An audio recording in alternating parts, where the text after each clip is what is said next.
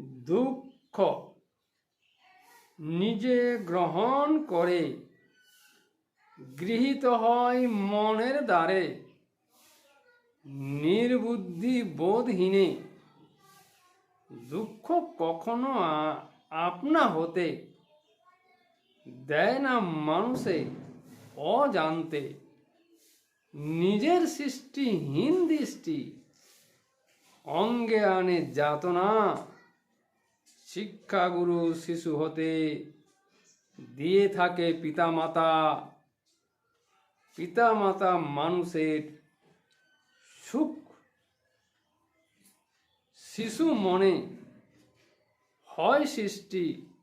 শিষ্টাচার মাতা পিতা সৃষ্টি করে শিশু মন। তাই তো শিক্ষা গ্রহণ রূপে গৃহীত হয় সূক্ষ্ম মনের কল্পনা।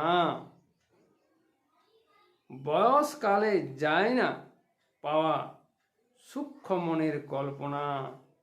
সুগ্রহণে ব্যর্থ হয় মানুষ জীবনে অজানা।